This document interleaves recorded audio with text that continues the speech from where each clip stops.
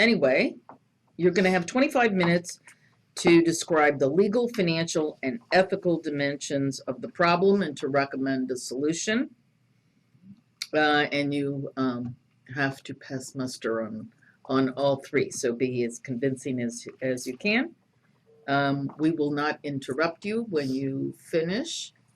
He's going to put a timer of 25 minutes. And you'll see a couple rabbit ears. I'll give you a 2-minute. All right, and so we'll have questions that you can answer, and then we'll escape the roles and just give you feedback. So if you want to begin by introducing yourselves.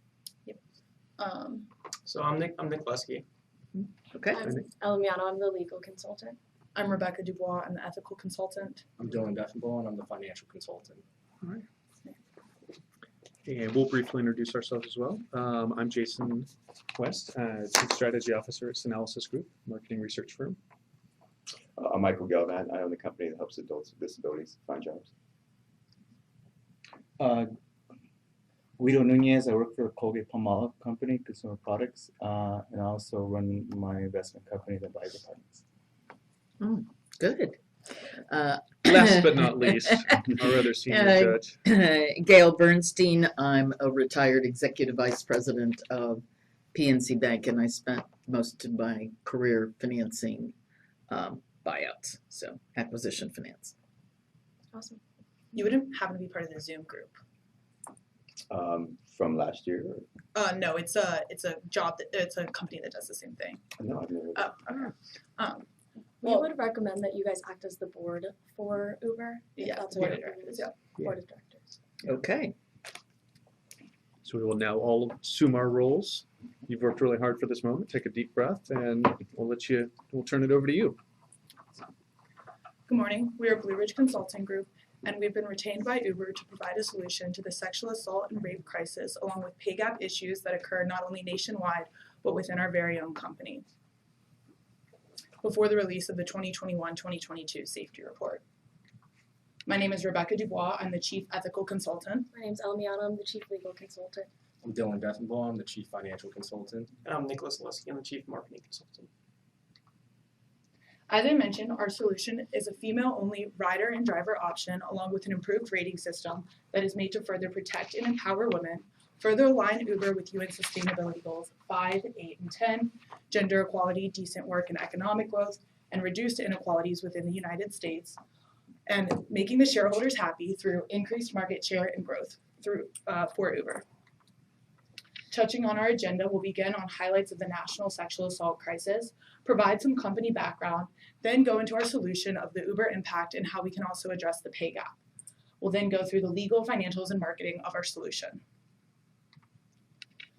Every 68 seconds, an American is sexually assaulted or raped. That means within this 125-minute presentation, 22 Americans will have fallen victim to sexual assault or rape. 9 out of 10 of these victims are female, and 63% of rape and sexual assault goes unreported, making it the most underreported crime in the United States. Our solution will help address these issues and further address the crisis that disproportionately affects women in the United States. Rape and sexual assault isn't just a crisis that affects women socially and mentally. It also has significant financial impact. Over a victim's lifetime, rape will cost them over $120,000. This includes healthcare, mental health support, and for those whose rape results in a child, childcare. Nationwide, there are over 25 million reported accounts of rape. And as I mentioned, 2/3 of rape goes unreported. Throughout these victims' lifetime, people will pay $3.1 trillion. That's the total cost of rape nationwide. At Uber, we understand that your mission statement is to reimagine the way the world moves for the better. But today, we're asking you to reimagine the way the world is for females. A world where I don't have to worry about walking to my car at night, covering my drink when I go out, or worse, getting into an area such as a confined space, such as an Uber, with a man whose intention is to not just make sure I don't just get home safely. Currently, Uber has a variety of safety measures in place. ID verification is first used when people sign up to become drivers. This is then used to perform initial background check along with ongoing background checks annually as people remain drivers. Uber wants to enforce community guidelines and prides himself on utilizing customer feedback. Additionally, they have a women's safety pledge. They currently pledge $5 million to women's safety and advocacy groups such as RAIN, and also provide safety features and education. An example of this is through the app. They have a safety toolkit that will allow you to dial 911 if you're feeling unsafe. This feature will then share your ride details and your current location with 911 dispatchers in order to further track and meet you for your safety. However, these safety measures aren't enough. This is one example of a Jane Doe at Uber, who on October 6, 2020 was taking an Uber from El Cajon to Alpine, California. She fell asleep and woke up to her Uber driver, Michael Marcus Jordan, reaching his hand up her skirt. She tried to escape, but the 6'9" driver overpowered her, violently held her down, and groped her. She quotes, "I thought this is the moment he is going to kill me. He was so angry, I just remember thinking that I was going to die right then." Thankfully, Jane managed to open the car door and escape while the driver sped off. This is a picture of some of the injuries she bore from this incident, and she's not alone. In 2017, 2,936 people were a Jane Doe. In 2018, 3,045 people. In 2019, 2,826, and in 2020, 998. Now these were just reported incidents. Think back to that 63% that goes unreported. And as I mentioned, this is a crisis that disproportionately affects women. Of those thousands of victims, 81% were female. And it's not just riders or drivers, both parties experience sexual assault. With 61% of the time, the rider is the victim, and 39% of the time, the driver is the victim. It's also important to note that more than half of sexual assaults take place on weekends between the hours of 12 a.m. and 6 a.m. However, these are also the highest earning times to be an Uber driver. This leads to only 16% of Uber drivers being women, and significant missed earning opportunities from the fear of not wanting to drive. Stanford did a case study on this issue, and from this we've gathered that men make about $130 more per week and $120 more per hour. Men complete roughly 10 more trips per week than women do, and women avoid driving at the later night hours, completing most of their trips on Saturday and Sunday afternoons when it's safer to drive. Currently, Uber has a variety of ride options in place. You can ride in luxury from point A to point B, and they even offer ride options for those who are handicapped individuals, allowing disabled people to still ride with Uber. However, there's no ride option that ensures the safety of women. Ella will further go into our solution and the legal impact of it. Thank you, Becca. So now I'm going to start with our solutions. As you can see, we have a female-only rider and driver option, as well as an updated female review and rating system. I'm going to talk about the processes and how we plan to implement them, and then also go into the legal aspects of it. So first, we have the female-only rider and driver option. As you can see, we wanted to start an X and XL, which are the most common Ubers to take. An X holds up to 4 people, and an XL holds up to 6 people. We would love to expand into the other options as this project grows, but we wanted to start with the most popular rides available. So for the implementation of the riders will be asked to upload a picture of their ID to verify their gender through the app. Currently, you can go into your settings and change your gender to whatever you would like, but to access this feature, you would have to do that verification step. They will then have access to the female ride option when women drivers are available in the area. And when booking rides, the female ride option will insinuate a pop-up that will ask if there are other genders in the car. The driver then has the option to accept the ride with the other genders, or they can decline it if they would like. If they say yes, the ride goes through. If they say no, the driver cancels it. For the implementation of the drivers, like Becca mentioned, they already do existing background checks where you upload your ID to sign up. And so using that information, you would be able to have access to this feature. The processes are very similar, so then they will be given the female rider pickup option where they can be connected to female riders. And then the same goes, they will receive that pop-up that indicates if there's other genders in the car. They have the ability to reject the ride if they're uncomfortable, but if they say yes, the ride will go through. So then for our female review and rating system. So when you get out of an Uber, you normally receive a pop-up that says, rate this Uber 1 to 5 stars. So using this information and the demographics of the user's profile, Uber would be able to categorize these into female and male reviews. That will then allow in the first 5 minutes of when you place an Uber, you have 5 minutes to cancel before you are charged, and in those 5 minutes, you will see the 5-star rating, and then you can drop it down into the distribution of female and male reviews. How this affects men, we think that this is actually a very positive thing for them, because if they were viewed as an adequate Uber driver, they would see that reflection in the reviews that women felt comfortable, and if other female drivers were not available in the area, that would help them gauge if they were a comfortable Uber driver for women. I would also like to touch on the fact of the IDs and transgender people. We decided that we really want to be as inclusive as possible while still protecting the safety of women. So for that to be a thing, when you are transitioning, you're able to go to the DMV and have your ID reflect that. And so if somebody were to transition from male to female and they wanted to be a part of this, they would just have to go to the DMV to indicate on their license that they are now identifying as a female. So these are the countries that currently use female-only Ubers. Some of them have versions where it is just the driver has the option to pick up female riders, and so we wanted to expand upon that. As you can see, it's a very large distribution of different countries and their backgrounds and why they would have implemented this, whether it's for religious reasons, safety reasons, or just the idea of women having a better income from Uber. We believe that corporations drive change in our society in the United States, and we think that Uber making this step is something that is necessary for them and would also benefit them in revenue. So now I'm going to touch on the legal analysis of the problem and the solution. So for the problem, there is currently 550 active claims for sexual assault and lawsuits being pursued by this law firm themselves, not considering other law firms, and 150 of these are being actively investigated.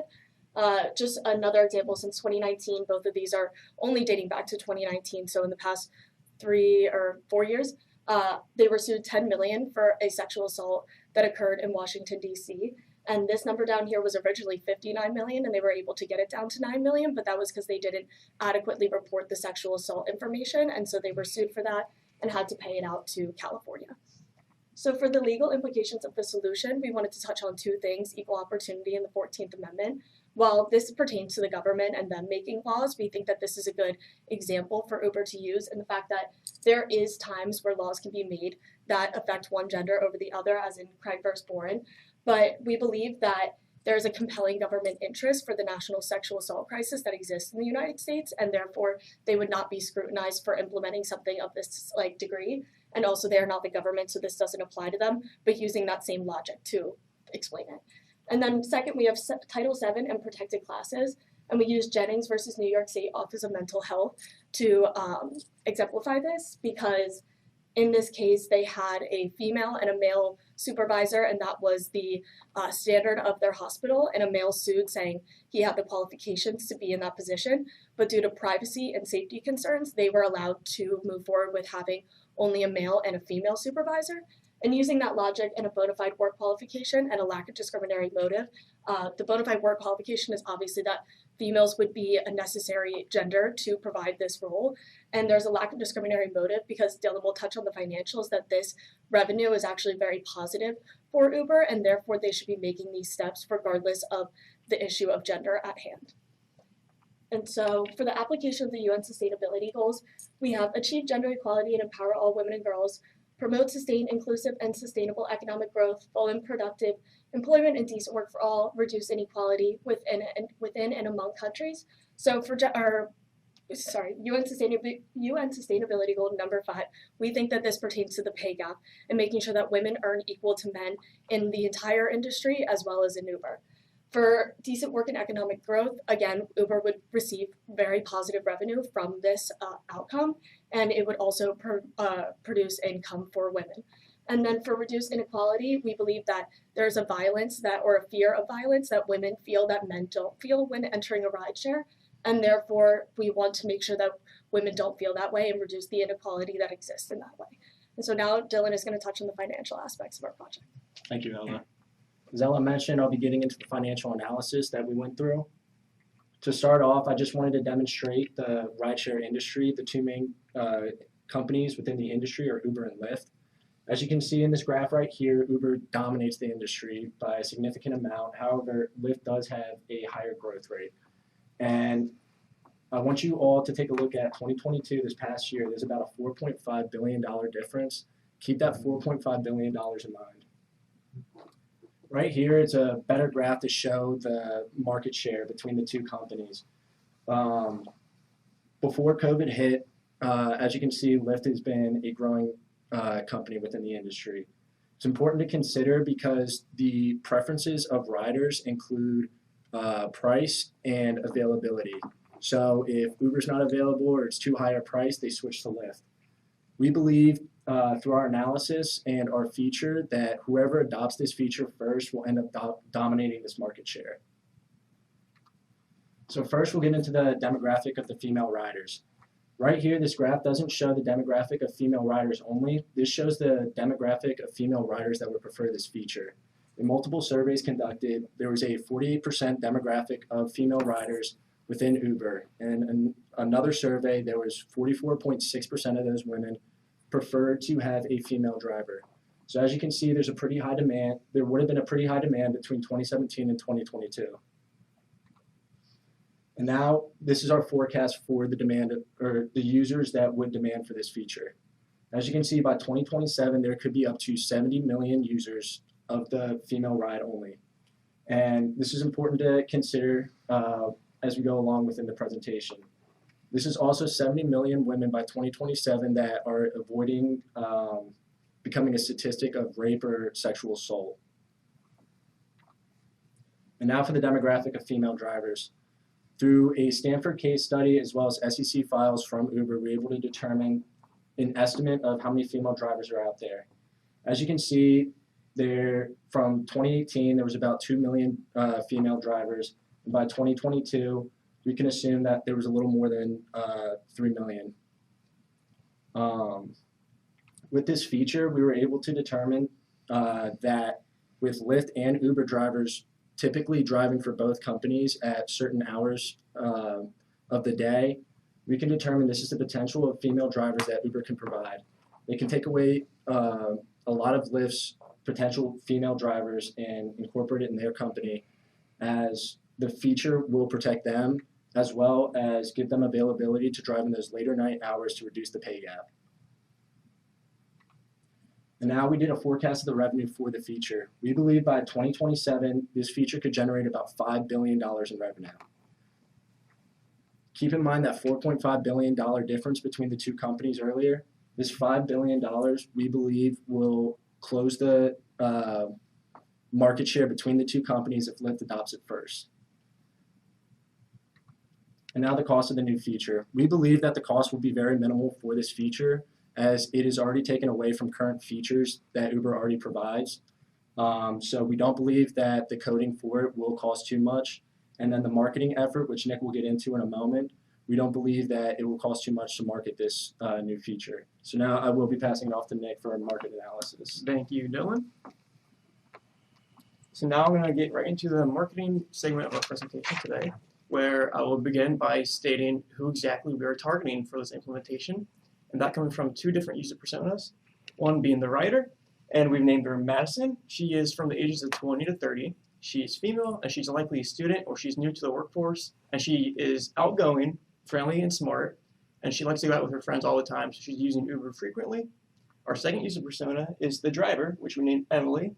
She's from the ages of 30 to 50. She is female, and she is obviously the Uber driver, and she's doing it to make extra money to take care of her family and to give them a nice life. So now it's important to state Uber's current marketing efforts so we can see how Uber Female will be smoothly implemented into the services. And Uber is commonly known to be very good with word-of-mouth marketing. And so how is word-of-mouth marketing spread? Well, it's spread by customers discussing brand experiences with their friends, the unfamiliar asking questions about the product or service, and the fans commenting on recent promotions. Though recently a significant share of word-of-mouth marketing has been happening online through earned media, and earned media is a trio of owned media created by the brand, paid media promoted through advertising, and earned media spread by the brand superfans. So regardless of where it takes place, word-of-mouth marketing works wonders, as the customer is starting to do work for you. And as Michelle Broderick states from the Uber marketing team, you have to give them a story to tell. So next, we're going to be going into the customer retention and trial. So Uber will get customer retention by being an early adopter, by having early adopter advocacy. So what is that? Or they would get early adopter advocacy by being the first mainstream rideshare service that has the female-only option, which will in return create buzz, as there's already many articles and blogs asking and wondering why Uber doesn't already have this feature implemented. So since it gets implemented, there will be many articles now sharing that they have the feature implemented. And then for the trial, we'll be focusing on the drivers, and it would be through incentives. So we would incentivize the female drivers to work for Uber by offering them a $500 bonus after their first 50 rides. And after their first 200 rides, they would get a second $500 bonus. And this can also play into the sustainability of their employees, making sure that they stay. So next, I'm going to be sharing with you the demographics of the Uber's US users, where we will be mainly focusing on the age. So the ages between 16 and 34, there is 65% of Uber's users. So keep this in mind for the next slide, where I share the Instagram demographics, where the ages between 18 and 34 are 61.6% of the users. So why is that important? It's because the two target segments correlate with each other. So by posting on Instagram, we would also be reaching the Uber's demographics. But why Instagram besides the demographics? When they have Twitter and Facebook that also have large followers? Well, it's simple. Instagram is where Uber currently has their product releases and their where they share their new services. And here we share what Instagram sample post would look like for the release of the feature. And since Uber's brand identity is helpful, friendly, trendy, and fun, we wanted to kind of keep it with that same vibe. So it says, mom and daughter and sister and wife and females drive for a safer future, Uber female. And in the caption it says, it's International Women's Day. This one's for you ladies. Woman-only ride preference is now available in the US. So it's important to state that it isn't just it's important to state that word-of-mouth marketing and branding efforts is not what made Uber what it is today. Innovative marketing and innovative products have to go hand in hand with each other. And customers don't just like Uber because it's a fun or new product. They like it because it solves a problem. So let's solve one more. Questions?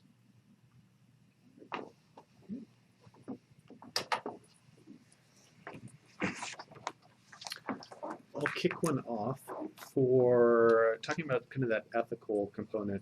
From what you presented to us as the board of directors, I heard two main stories at play. One of the sexual assault bucket, if you will, and one of the pay inequality.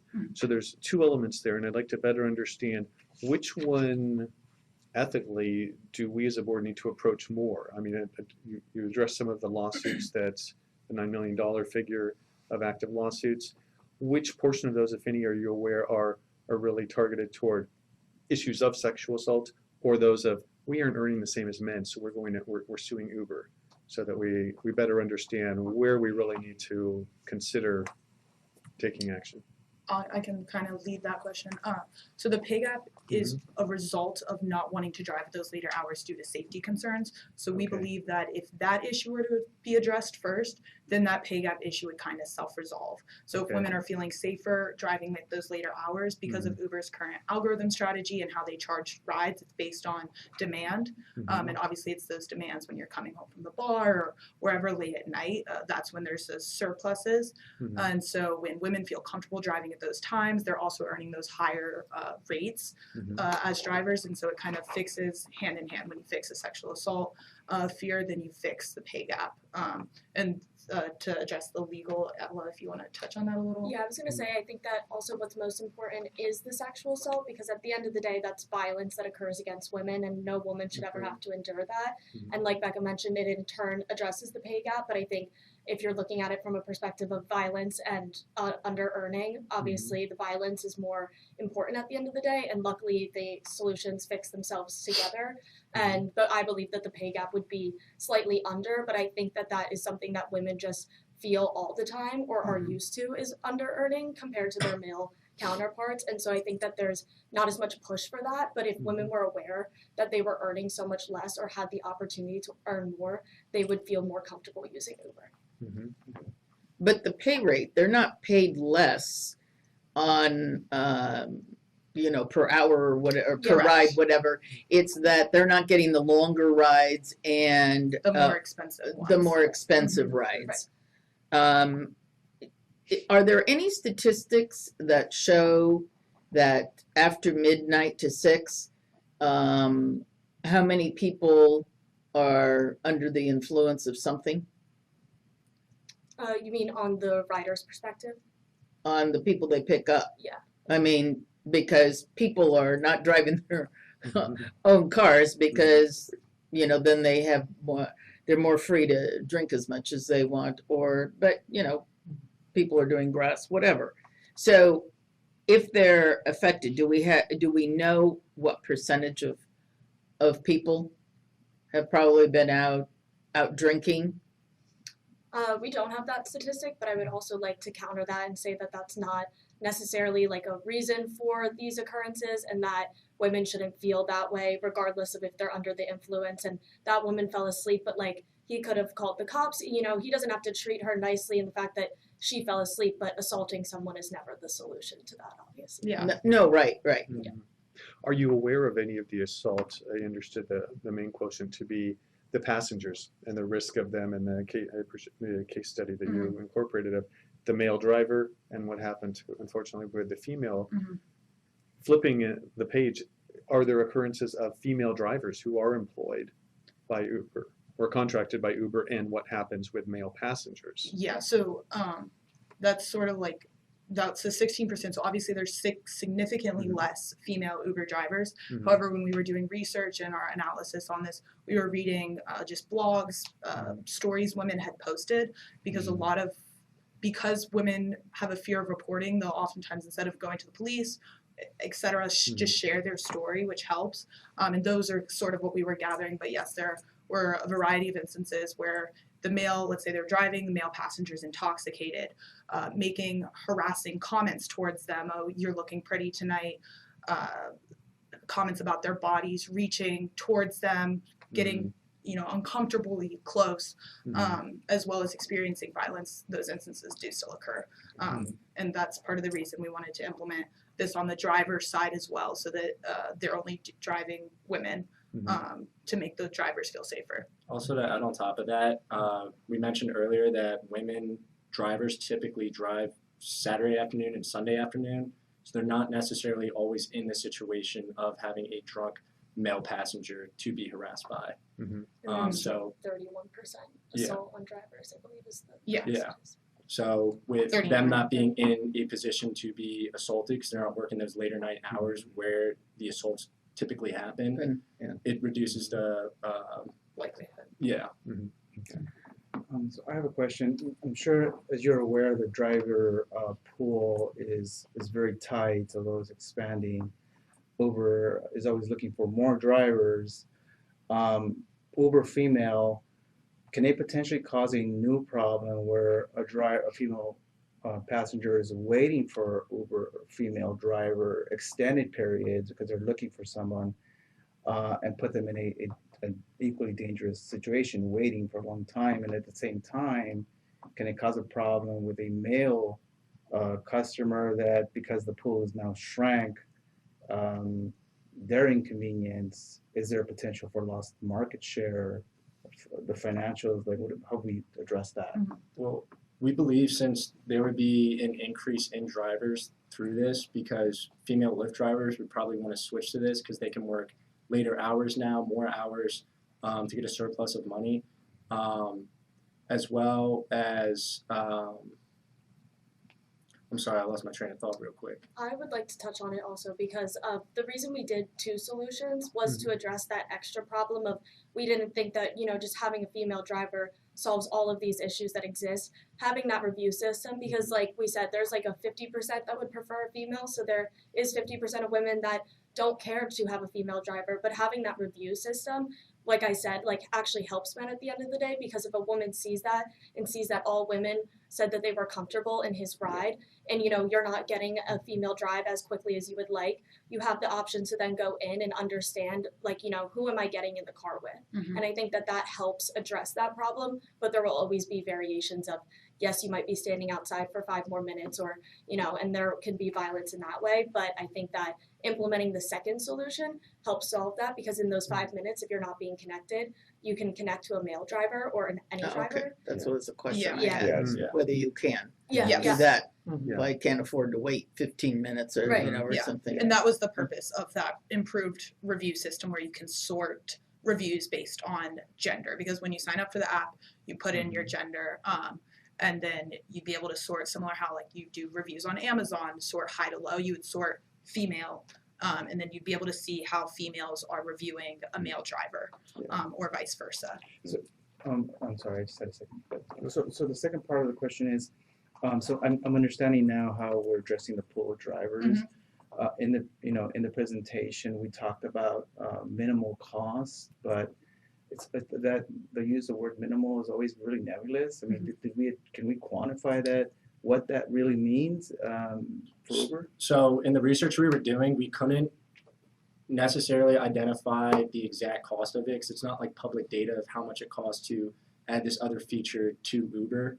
But we think because Uber already has UberX, where if a female rider wanted to use UberX female, they already have the lines of code to it. They just got to implicate the identification method that we already have set up for the riders to connect them to a female driver. And Also, our research showed that an average cost of an entire app development ranges from $60,000 to, I believe it was $130,000. That's for an entirely new app. This is just one feature within an existing app, where these lines of codes already exist in countries like Australia or Canada. And so you're just adjusting that to be implemented into the US version of the app. Additionally, like what Dylan was talking about with the ID verification that's already used on the driver side, you're just now implementing it onto the rider side. So how we're looking at it is it's just a lot of copying from existing coding, existing programs, and sort of pasting it into this new feature, which we believe wouldn't. So like I said, that 60 to 130 to develop an entirely new app. It's got to be at least maximum somewhere within that range to just copy and paste the code. So we're talking less than $130,000 for a multi-billion-dollar company to implement this new And then feature. when it comes to marketing and advertising that new feature, as I said previously, it's word of mouth marketing, which is free, so it wouldn't be much of an advertising or marketing cost either. Okay. So, Thank you. I think thinking of logistics, right, with this. Mhm. A few questions. One, what do you see as rollout? Like from, if today was go, to what point would this be rolled out? So rollout time frame. And then also it affects Lyft, which actually is a benefit to Uber, because if female drivers can come to Uber, that will decrease Lyfts. So do you see any, for lack of a better word, backlash or anything in the marketplace from Lyft towards Uber because of pulling their clientele essentially? I think, well, so like we mentioned, we'd want this to kind of roll out on International Women's Day. We think that's a great marketing, technique. It's kind of this bang to which is March 8th. We just passed that, and then continuing on, April is Sexual Assault Awareness Month. Okay. So it's kind of going straight from International Women's Month to Sexual Assault Awareness Month. It's going to be this like great campaign. It would roll out in the spring, and then touching on that backlash. Although I don't think you can receive backlash for creating a better environment for women. If anything, Lyft would then take this and also implement female-only rides, which then just continues to better the life of women, which is our goal here: reduce those inequalities, promote gender equality, and sustainable work environment. You're creating that in the U.S. now and setting a precedent for women to have these safety features in all industries, starting with rideshare options. So backlash, no, I think only positive effects. So kind of that imitation is the best form of flattery if they follow our lead. And that's the early adopter advocacy, where we think that we would grab that, because even if, like we were saying, like, are they working on this right now? Like, is Lyft working on this? I don't think that they would be able to, in the span of like maybe even a year, start that, even like say they have nothing right now and we come out with it, they would probably have a year to implement this, to figure out how to go about it. And in that year, all Uber does is show that their brand image is for women, and all those riders would change over to Uber. And I don't see that, like, obviously it would come back, but our goal here is to protect all women, help all women. So even if they come out within a year, we don't think that that is going to affect Uber in any way. Also, the implication would have to start before the product is dropped to start getting those male reviews. Because as you can expect, once it gets dropped on International Women's Day, there's not going to be a surplus of female drivers right then and there. So you're going to need the male drivers to help with the demand for that. So in the year aspect of it, Uber would need to now implement the demographic feature of seeing the reviews and everything, so that when it does get dropped, yes, the female drivers can take advantage of it right then and there, but because of a high demand for it, there needs to be male drivers with high reviews from females in order for this to work. On female drivers, is this female, what do they call it now, assigned at birth? Female assigned at birth versus somebody that identifies as female, which doesn't necessarily tell me whether they've transitioned? So I think that we decided, we were like, we really want to be inclusive. If we're including women and helping women, don't we want to help everybody? But at the end of the day, there is concerns of, like, you know, situations where people say they identify and go into bathrooms, and people get really scared of that. And that's why we thought that using the ID, because I don't think anybody with ill intentions as a transgender person is going to the DMV, changing their license to reflect it, and then signing up for Uber. Like, that's a very long step of, you know, trying to hurt somebody. And so we want to be inclusive, but that's why we can't say, you know, it's manually changed currently. Like, I could go in right now and say I'm a male, and there's no question about it, but using those IDs prevents people from just saying, you know, I identify as female, why can't I be an Uber driver for female? Does the app Uber Female cost more, or is it No. the same thing? Again, so reduced, this is something we thought about as well, Yeah. right? Like, oh, what if the women rides make more money? Yeah. That further promotes inequality for women. If I have to pay more than Dylan when I take an Uber because I want to feel safe, we believe that's further inequality for women. And so we believe that it should be equal cost, equal pay. We're just allowing women to continue into those later night hours, which are higher paying. But in order to promote that equality for both genders, or for all genders, we believe that it should be the same cost. So as I kind of look at the second goal, it talks about economic growth. Sustainable economic growth, yeah. And that's what I was trying to back into, is if the cost is the same, are we just shifting the pie around between the two players? How exactly is it expanding for economic growth? So currently 48% of riders are women. We believe that more women will take Ubers if there's this option. Ella and I were talking about how sometimes when we're going home later at night, we don't go back to our places, we'll stay with a friend, or those kinds of things. So instead, if I were to feel safe at 2 a.m. coming home, I'm now taking an Uber instead of staying at my friend's place. That's more earnings for Uber, that's more earnings for women, and you're growing that later into the night rides for women as well. Got it. And that makes sense, because you guys are addressing the supply and demand side. Yep. And that's why we want the prices to be equal. We want to make sure that we're saying we want men to drive, and we don't want to take a market share away from them. But historically, we've always had a piece of the pie taken away from us, and making those prices even, not trying to add more to women, but just make it so that they're comfortable. We think that would all balance out. There's no need to add more if they feel comfortable driving at those hours, and then it would just be almost an even playing field. I'm curious, are there any other models of smaller businesses that are women owned, women directed, or so forth? So, Dylan, I think, did you do the research on yeah, the so one that failed? I found one company, I think they were based off in New York. They tried setting this up back in 2015.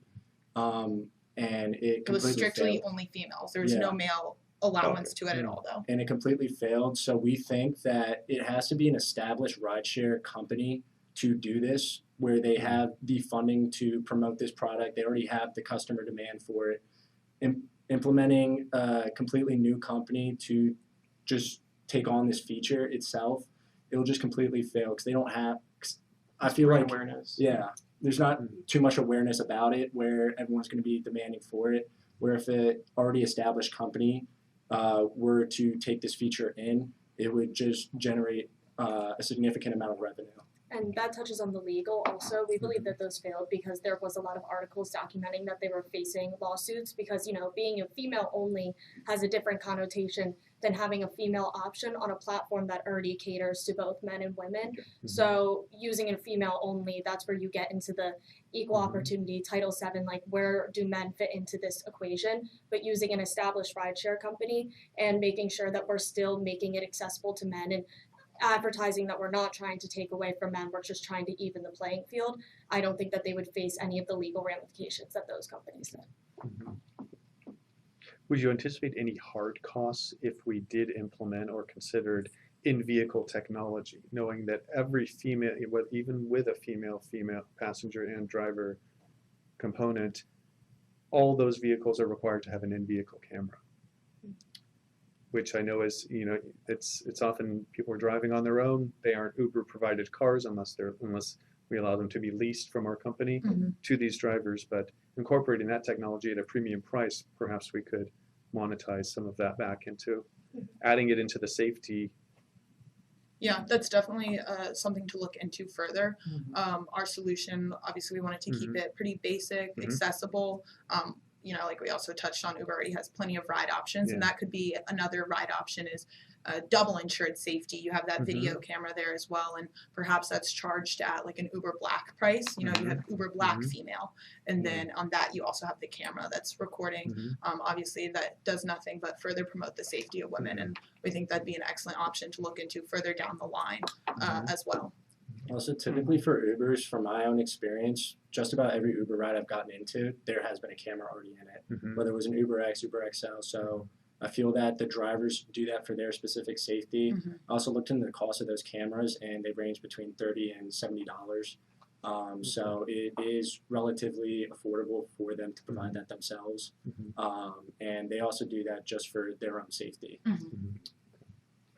And this 911 feature exists right now. Yes, that's currently part of the Uber Safety Toolkit.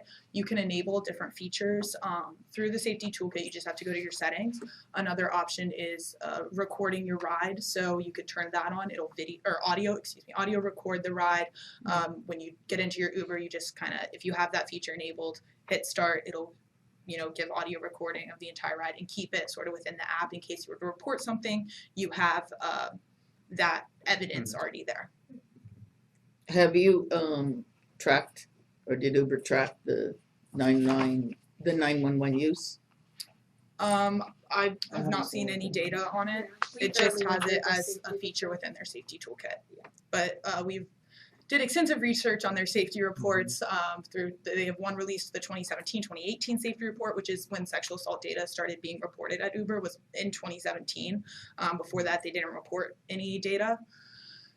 So we did the 2017-2018 report and the 2019-2020 report, and there was no mention of data tracking. It just said these are current features available. And like I mentioned, they were sued by the state of California for not adequately reporting their sexual assault instances. So I feel like that's something that probably fell through the cracks and they didn't go through. But that's why we really think that, like, at a stance of they've been sued, they've had sexual harassment claims within the company and the actual corporate, that like this is the next step for them, is to target females and make something women oriented, because they need to show that they are caring about safety and the safety of women. And like they've already had instances that are public knowledge that they have showed a lack of awareness and safety towards women. With the total amount of lawsuits that you identified, were those parsed at all between those that are those all rooted, I guess, essentially in sexual assault cases, that figure? Or was that, the only one that wasn't is that 9 million, which was originally 59 million, which is the state of California suing them for not adequately reporting enough sexual assault data. So that got broken or taken down to 9 million, broken into those three categories. There was a $10 million lawsuit, and that's why I exemplified the 550. I think that they probably have great lawyers on retainer, and they probably know the ways to go about it, but the ways that they were being sued was like negligence. There was also issues within the company and how that they took the corporate and said that there was a connotation that clearly there's a lack of safety concern for women, and using all of that information to build those cases. And that's why they said 150 are being actively pursued as we speak. Just as a quick curiosity in the back of my head, are there any stats of men being abused in Uber rides as well? Yeah, so like we said, 81% of the time females were the victim, so that would give the other Okay. 19 to people who identify as other or men. But like also, as previously mentioned, crisis that disproportionately affects women.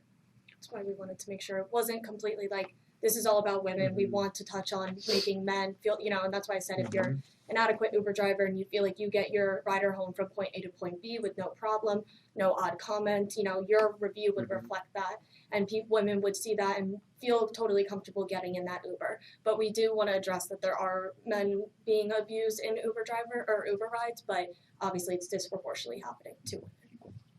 If the technology already exists and it's in other parts of the world and it's easy, copy the code, why hasn't it rolled out?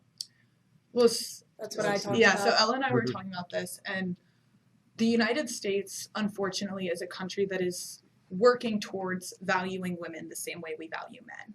And a couple months ago, I was listening to a venture capitalist speaking at our school, and she was saying that companies need to drive society, essentially. And so if Uber were to implement this, we're then driving society to value women the same way that men are valued. I mean, you look at who are the top CEO or who's making up most of these Fortune 100 CEO lists, it's majority men. Women are still working towards, getting those equal values. And so we think that as the US is moving towards that feeling as well, it's going to start to come up more, but we just think because we're such a capitalistic individual society, and most of our leaders are men, it just hasn't come up yet, although there's great role models who are male role models who are trying to speak to value women the same way.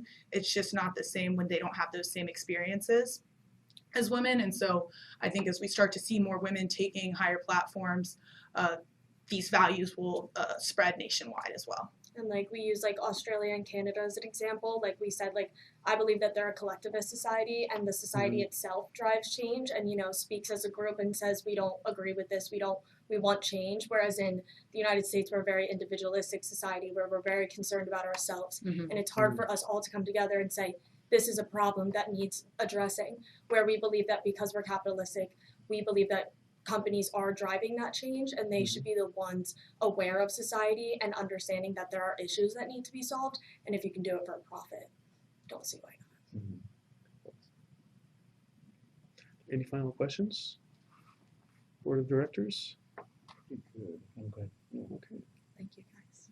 Well, thank you. Okay. And now Thanks for your time. we will remove ourselves from our role of Board of Directors and consulting team and have some time for about 10 to 15 minutes of Q&A where we can provide you some feedback, and then if you have any questions for us. So I'll start. Feedback, I appreciated the research that went in behind the scenes. I can tell there was an extensive amount between pinpointing lawsuits, opportunities, competitor landscape. So I can really sense that you put your legwork in and you're able to speak about each of these points, and really impressed upon me there. I would have liked to know a little bit more, and I think I addressed it in my last question, about how the lawsuits, maybe what is active, what is not. So it kind of gives me that sense of where that's the risk and why we need to really, the onus is take action now. So if it is as near term or something that we should consider in the next year. Yeah, I was very impressed when you did your research. That was obvious, and as you spoke. Also, as a team, you worked well in your presentation. So as far as speaking, it was a pretty high-level conversation. So just know that was well done.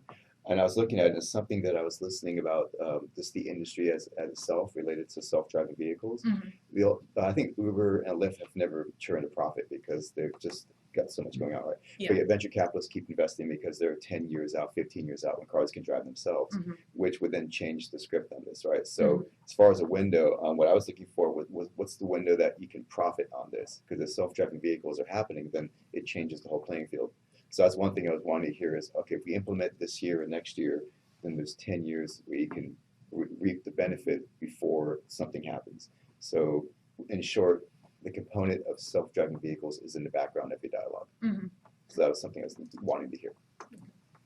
Well, I think the first touch on, so like Uber, we noticed they invest a lot into themselves, which is why they're still, I guess, almost how you would consider like startup, sort of investing in themselves still. Mhm. As far as the self-driving vehicle portion, although technology in that is a huge buzz conversation right now, we don't foresee it coming. At an individual level, there's only one risk. Like if I buy a self-driving vehicle, it's only me and the car company if something were to go wrong. If you implement this into Uber, now it's Uber, the car company, the rider, the driver, or I guess lack of driver. And that sort of creates a different turn. So we don't really see it coming into play for a while at the company. I don't know if you guys have any more to add on to that. I mean, on top of the profitability, I know that Uber only had one profitable year. I want to say it was 2018. Mm-hmm. Every other year, they were in the negatives by about $1 billion to $2 billion for most years. So with the revenue generated from this, I didn't do the profitability analysis on it just because we're not reducing costs, we're increasing revenue. So doing the in regards to the revenue, with the revenue spiking up is from the feature, as well as the rideshare industry itself is just growing significantly. I think I saw a research paper saying that by 2027 or 2028, it's supposed to be over a $27 billion industry in just generating revenue. So, yeah. To touch on the legal of both of those questions, I did mention 2019 and on that those cases came from, but obviously lawsuits take a lot of time to get, like, in my research, it was hard to find, what was the verdict, and it did seem almost that Uber would come out on top, and I believe that's because of their adequate lawyers on retainer and using their defenses as independent contractors and all of that. So that was since 2019, and I think that they're just being actively investigated, and I think that comes with, we were saying, like, now women are more able to say, I felt uncomfortable, I want to pursue this, and so that's like something that's currently happening in the change of times. And then also with the legality of automated cars and drivers, I think that is also technically far out, because that is a whole change that would have to be made within the government too. I believe it's illegal to use, like, to technically have like mass produce like self-driving vehicles. And no like one Tesla, behind the wheel. Completely. Yeah, Tesla is like a self-driving, but has to have somebody behind the wheel. It obviously doesn't drive itself. And so I think that that's a long way away, again, because the legal steps that would take to be something that businesses could partake in, I think is 15 years down the road, possibly. Yeah, I just read that Amazon barely has, they said in 5 years they would have drones delivering packages, and they're barely like testing in 2 cities I've never even heard of. I mean, one's in Texas and one's in California, but I'd have to look them up on the map because I've never even heard of them. Did you have any research on as to the growth in the company by making women safer and have more drivers and earning potential, that it would be enough to have them break even, or nothing like that? I mean, I've read through their SEC files from like 2017 up until 2022, and a lot of the research I was doing, they don't really get into much of the specifics of stuff. Like when doing an analysis on female drivers, they had their entire revenue of their international-based company, then they had the U.S. revenue, which included freight, mobility, and delivery. So I had to take the percentages and stuff to make my own data of it, just making the same assumption that this percentage of mobility is of the revenue that the company generated, and applied that to the U.S. revenue. So they are kind of short on reporting a lot of significant data where we can make Forecast. Yeah. And in 2020, you reported, the assaults were way down, but so that's when the pandemic hit. Uber So actually specifically noted that in their safety report, that ride shares it was previously in the, I want to say, billions Yeah. before, and then in 2020 dropped to 6.1 million total rides completed. So there was significant drop in total Yeah. shares, and that's because Uber also said that they encouraged people not to ride with them during the period of the pandemic, and also just in general, people weren't going places. We're all Right, stuck right, at right. home. Exactly. So I enjoyed the presentation. I thought that you guys started well. You stated there was a problem. Mhm. You stated the solutions, and there was a proof of concept because it's in other parts of the world. Mhm. It's working. I love proof of concept solutions, right? You stated that the market share is going to grow, the demand side, and that's like great stuff, right? For the Mhm. company, make more money, more profit, and the supply side, you addressed it. I thought where the presentation left me wanting more was the analysis of the costs and financials of what this was going to actually cost Uber. Mhm. And then in the marketing side, I felt like that it almost was all like, hey, here's Instagram's gonna solve all the problems, and we needed more. I know there was a financial incentive of $500, but that kind of goes back to the cost, right? There's the cost of the app, Mhm. there's the cost of the marketing. Like how does that quantify into? I know these are difficult questions from where you guys are sitting, but that's a piece where it was a little bit fuzzy for me. But overall, I just I liked how it flowed. Thank you. Yeah. Well, as right now, you said the cost was 122,000. That's the cost of rape over an individual's lifetime, $122,000. And like I said, that includes, therapy because you have PTSD now, physical aspect of rape, getting the rape kit post incident. Additionally, when rape results in child, now you're having to raise someone. And most of the time, the male is not in the picture there, and that's falling solely on the female. Like we kind of mentioned, we had the lack of data to bring those numbers to life, and we went back and forth saying, do we leave this side blank, or do we put a bunch of obscure numbers in here, like the cost to make a new project, but then it's also like the cost of employing a new IT individual, would their entire job just be fixing this, but the codes already exist in Australia, and they would just have to tweak them. And then I am a marketing major, so I know that your marketing should be 5 to 10% of your revenue. And then that's also this isn't their entire advertising, and also social media takes such a big chunk out of that because you're not paying to advertise, blah, blah, blah. So we just didn't want to throw up a bunch of numbers and say, this is kind of where we're getting at, but I do understand where you're coming from. We wish we, as a group, had a better number on costs, honestly. And I think some of that comes from Uber themselves. We noticed, like what Dylan mentioned, having to do significant digging, and working backwards through numbers. Like he mentioned, applying this percentage is driver, and they had this much total revenue, so then that means this much revenue came from this. A lot of working backwards through these numbers, comparing the US to other countries. And I think, like you mentioned, they got sued for lack of sexual assault data reporting. Just overall, the data reporting at Uber was not phenomenal, if you will. So it was definitely working backwards in all of these instances to find these numbers. Even, like I said, the 2/3 of rape and sexual assault that goes unreported, those numbers, even at Uber, are going to be estimates at best, when so much goes unreported. And you guys did a great job. Thank you. I know that part was difficult to dig out. I like the presentation. Thank you. We Thank you. appreciate it. Really strong presentation skill. So you, I think if I understand this, you're all seniors. She's a great I'm technically, I'm both. Uh, I'm graduating a senior early. there. I'm just, Okay. Well, you guys have obviously had some practice. We have, yes. well, he and I have a team coming Yeah. up that out of 5 people, 3 of them are freshmen. Yeah, so they And have they're- experience. Yeah.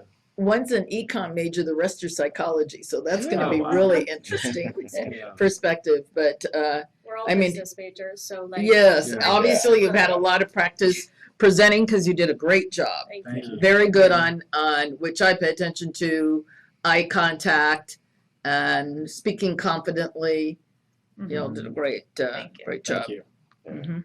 Also, each one of you owned your part. So there's no like one lead in the team. Every one of you owned it. So that's something I noticed too.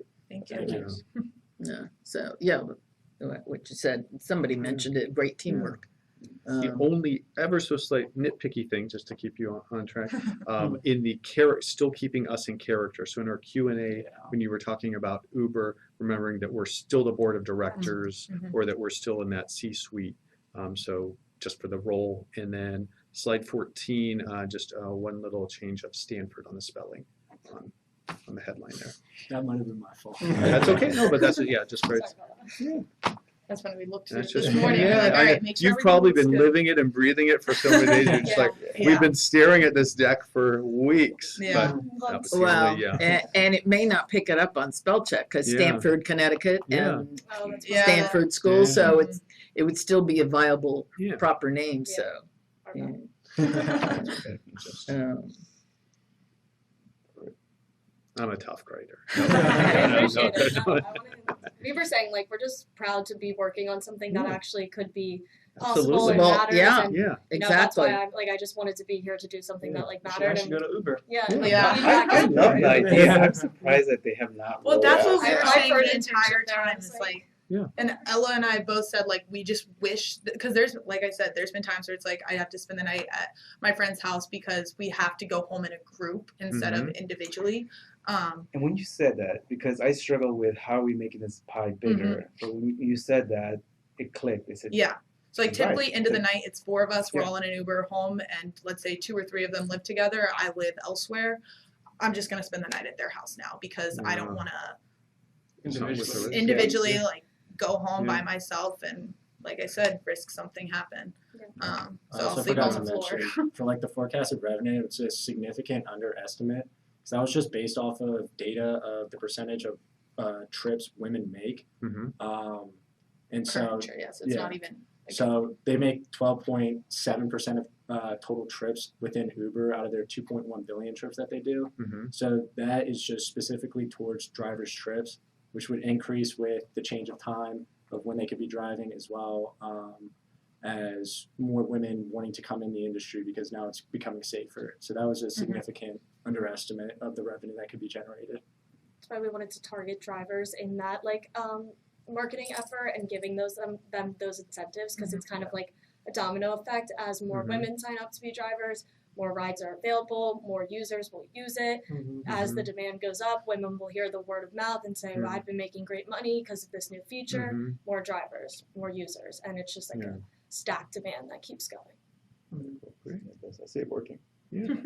awesome. Appreciate it. Yeah, Enjoy I was Yeah. just surprised. You talk about violence against women. I knew, date rape, drug, but going on a cruise, I met a couple Mhm. from Bath, England, Hmm. and they said there's a real trend in England for women to just, scantily clad and just get drunk out of their minds so that they really, can be a target. Mhm. But that beyond that, there's now an injection with a fine needle that I've seen guys are hitting their thighs or the buttocks. Mhm. Here you go. And this couple's in their 60s and owns a restaurant and and a bed and breakfast or a hotel, and they went for a drink. They had 2 glasses of wine, and they ordered it, but it allowed it to be brought to them. They said they won't do that anymore. That they order a drink at the bar, they get it, and they come because somebody spiked them, and they said that they could not speak, they had no mobility in their legs, and they could hear people saying, "Oh my God, look at that couple! They're like out of their minds, drunk. They can't. They're in the street." But they said, so that's Yeah. somebody. I mean, I've never heard a young Yeah. person tell me what that would be like because I don't know any young person or personally. But this is a couple Yeah. It's a real that had it Another happen to epidemic- them. epidemic Another for common thing is like a business card. You can put chemicals on it, and so when you Touch touch it, transfer. it's infused through your skin, Mhm. and same effect.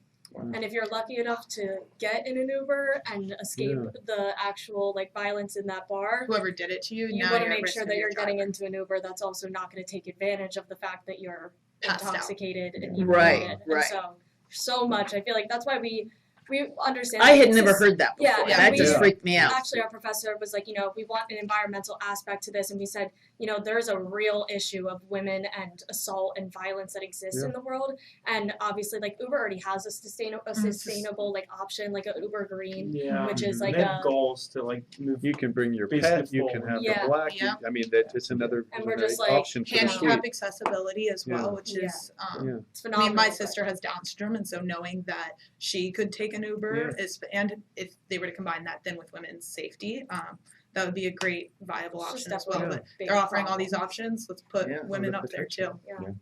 No, it's a Yeah. missed demographic. That's Mhm. Not kidding. Absolutely. None of those things happened when I was, It's worse now. Yeah. bar hopping. Especially with You the know? riders, there's like 40 or 50% female riders. Like I take Uber all the time, but then to see that the driver side is 16% just shows that there's like a whole missing piece of that puzzle. And like, why don't women want to drive? Because they don't want to be assaulted. And, if there's a demand of 50% female using the app, why isn't there a 50% demand of drivers for Mhm. females? And I just want to close that gap. Overall, great work. Thank you. Thanks Good for job. sharing it with us. Yeah, Yeah. appreciate it. Thank you for We taking always the time. learn something. Yeah, we do. Good luck in the competition.